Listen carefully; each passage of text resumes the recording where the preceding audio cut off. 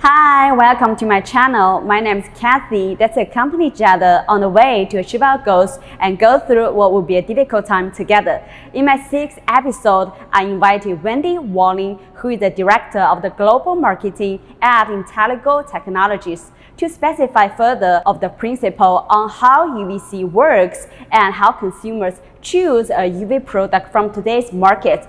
If you like what you watch, please support me by clicking like and subscribing to my channel and learning more about life advice from a successful businessman and UVC disinfection knowledge. Thank you. Now let's start the show. Hi, Wendy. How's it going? Thank you for joining me today. Hi, Kathy. It's great to be here. Thank you for having me. It's my pleasure. Yeah, so could you please introduce yourself to the audience? I'd be happy to. So my name is Wendy Walling. I'm the Global Director of Marketing for Intellego Technologies. Intellego is a company that's based in Sweden. I'm actually located in the US and Florida, and I handle marketing for the company for all of our global applications for our technology. Oh, cool. Yeah, so with the appearance of the Omicron variant that it happened in South Africa and also the gradual severity of the pandemic in Europe, so people started to pay more attention on personal hygiene. With regard to the common methods such as masks, alcohol sprays, and also vaccines, UV sterilization products start to or return to catch people's eyes. And in response to this, like UVC, 254 nanometers, 222 nanometers, and also UVC LED start to appear on the market. So Wendy, from your point of view, which products do you really think that kill COVID versus? Well, UVC is highly effective. UVC is actually not a new product or a new technology. It's been in use for more than 100 years. It's a very safe and effective non-chemical means to inactivate pathogens in the environment, on surfaces, and in air. So there are a lot of different applications of UVC, whether it's 254 from LED sources and also from far UVC. But really, all UVC irradiation is germicidal and is very effective in inactivating pathogens like SARS-CoV-2, the COVID virus. Nice. So actually, so from your point of view, that all the technologies that appeared on the market, they may have the disinfection effect for like to kill pathogens, viruses. Yeah, Okay. so there are a lot. Everything can be effective, whether it's a chemical disinfectant or a UV disinfectant. But a lot of people are taking a multifactorial approach to disinfection. So the first line of defense is definitely from the individual level. So if you're sick, stay home. Hand hygiene is critical. Wearing a mask in public is probably, it's still appropriate, especially if you're traveling on airplanes. But when it comes to disinfection of surfaces, cleaning is the first level of defense. Surface cleaning, manual cleaning helps, and that's really the first level. But I think what we've seen through this pandemic is you have to have that enhanced disinfection. So manual cleaning can only take you so far. We're human beings. We're not perfect. Imagine if you're wiping a surface, you're not necessarily going to hit every surface. And that's where something like ultraviolet disinfection becomes really important because it can disinfect what you miss, what you don't see. And it gives you that added level of defense and protection for surfaces and actually for air as well. So could you please explain or specify the principle of how UVC works? Absolutely. So UVC is actually, it's produced by, organically it's produced by the sun, but our ozone layer blocks UVC. So most people are familiar with UVA or UVB. That's why we wear sunscreen. That's why we wear sunglasses when we're outside, because those rays from the sun actually reach us and can be impactful to us with skin cancer, skin aging, and so on. UVC is blocked by the ozone layer. It's germicidal, so it's able to be produced artificially. And so 100 years ago, it was found that UVC is very effective. What it does is it it damages the RNA and the DNA of bacteria and viruses. So it disrupts that, so it renders them inactive. And we are able to produce UVC through different methods, whether it's a UVC 254 tube, which is a low pressure mercury vapor lamp. It can be produced by LEDs, and that would be in the 260 to 280 range.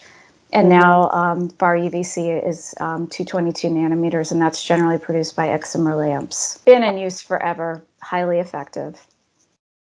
Yeah, for us, we have like 254 nanometer products and also UVC LEDs products.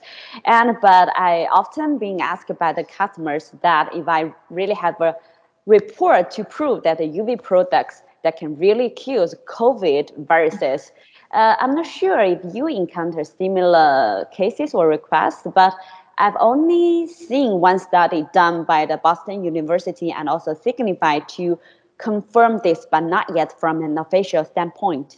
Right. So actually, there's been multiple studies done. So just, if you do a search online, you'll find in the U.S., in Italy, really all around the world, there's confirmation that SARS-CoV-2 is highly susceptible to UVC.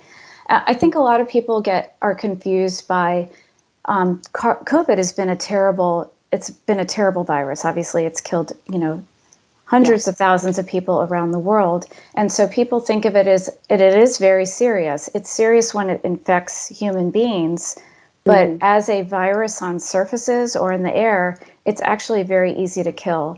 And that's why UVC disinfection is so important, because we don't want people to become infected. So by treating areas, surface and air, with UVC, we can prevent or reduce the instance of people actually contracting the virus, which becomes much harder that's a much harder problem to solve.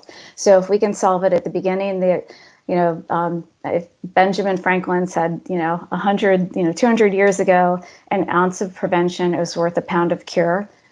We want to be heavy on the prevention side because the cure is harder. So by having interventions like UVC to make our environment safer is worth its weight in gold. So now you already have the products for surface disinfection, and also do you have products to prove that air disinfection, like with regard to the products UVC 254 nanometers? So if you're talking about air disinfection, a lot of that is upper air, and that's basically the same principle. So with an upper air device, the fixture would go up at the ceiling level, and the rays of light are in parallel to the ceiling. So they're not reflected down, so it's safe for people to be in the room. And where our products would be helpful is to show that the lamps are emitting at 254, which is the germicidal wavelength, to a level so it's disinfecting that upper air. So we don't necessarily have products that would tell you if the air is disinfected. That would be an air sampling system. What we can provide are products that show you that the lamps, the upper air system, is working. And if it is working, the intent or you should have, there's a confidence there that it is delivering that germicidal dose, because our products are actually only reactive to UVC. So our lights are on right now. Other devices may give you a false reading because they may change color in just normal light. Well, ours are only reactive to 254. So you have that level of confidence that you're getting the germicidal dose, that it's working properly, and you have that confidence that it's performing as intended. Yeah, I see. So it's just like the upper air is just similar with the surface disinfection, because both of them are using the 254 nanometers tubes. Yeah, so only if like you put your product, like those meter stickers, on the ceiling or at the same height of the products, then it can shows. What's also nice is it shows you that the lamps are working, but it can also show you, because you can't be around UVC. It's not, especially at 254, it's not safe for human exposure. So if the upper air device is installed properly, you can use dosimeters, the color change, to show where the light is hitting, but also where it's not extending, so you can show that it's also safe. So that's another important consideration to, people can, if they're somewhat familiar with UVC, they may be like, oh, I know about it, it's germicidal, but I know it's not safe for people to be around. So if they see an upper air device, they may be concerned.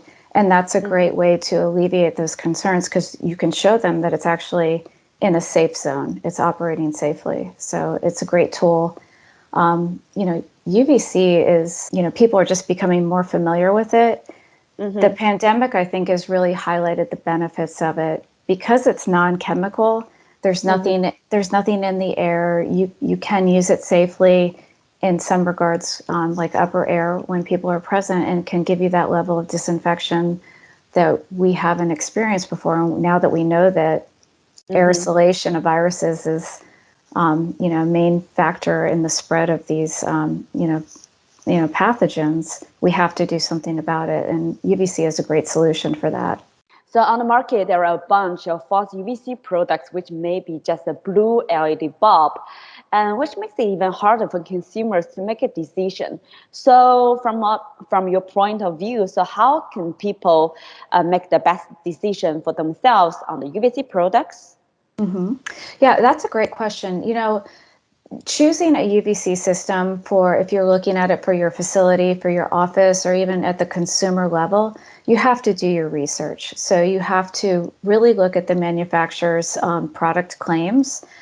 They should have a UL certification, CE certification. That's really important. And also look at the research that they've done on their product efficacy, where if they're associated with studies, if they've actually, if they're, they should be posted on their website.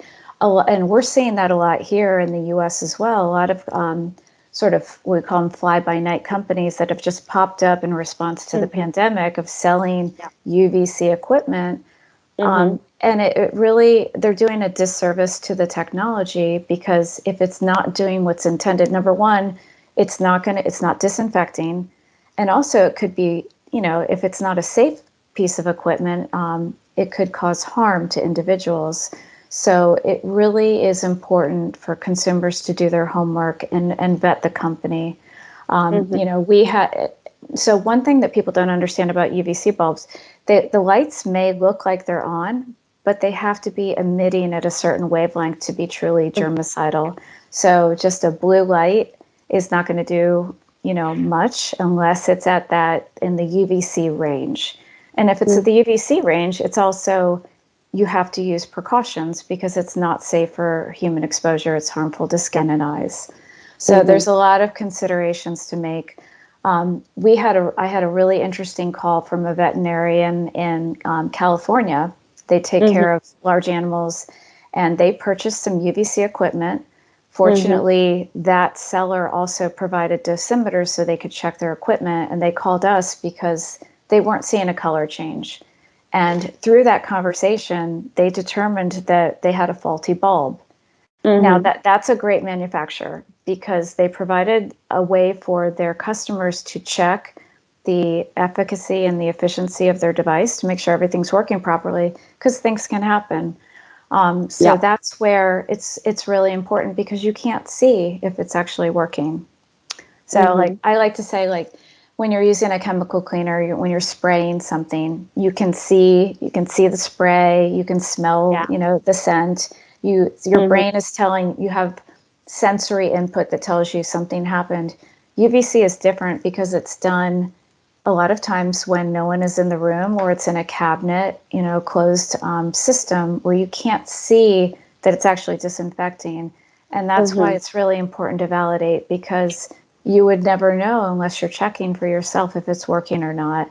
We need it to work. It's so important for UVC disinfection to be proven and validated, because we need it, because obviously we're seeing with the pandemic how critical it is to thoroughly disinfect surfaces. So that would be my recommendation. Check your manufacturer's website, read the documentation, and really check for yourself with a tool like a dosimeter. You can use radiometers as well. They're much more expensive and a little bit much more sophisticated, but there are tools out there, but you have to do your homework to make the right decision. Yes, just like us, we have the UL certificates, CE certificates, FCC roles. Besides, we also have our own microbiology lab and to do the test, and also to do the test with the third party like SGS reports. And for UL certificate, I feel like it's important to point out that there are ULAA02 and also ULAA03, which are specifically for germicidal lamps. Before that, there is just regular standards for like luminance. Yeah, so there are a bunch of UVC products. They are UL certified, but they are not related to the UL, which is specifically for the germicidal lamps or systems. Right. And that's really important, so that's where you want to have all those certifications and making that available to customers. Customers need to look for that. So you can't just trust somebody that says they have a UVC device. Having all those things that you mentioned are really critical to making a wise decision when you're investing in UVC disinfection equipment. Yeah. Okay. So if the people want to look for those methods, like your products, where should they go? So my company is Intellego-Technologies.com. But if they want to learn more about our products, they can easily go to UVCdosimeters.com. And a lot of product information is there. We're also on LinkedIn, we're on Twitter and Facebook. And we're really here to support validating UVC products. So if anybody has questions, feel free to reach out to me on LinkedIn or to our company, and we'll be happy to help with anybody's needs. Thank you, Wendy. Thank you for sharing all this valuable information, and it has been a great and a helpful the information to share. So I wish you to have a Merry Christmas and Happy Holidays.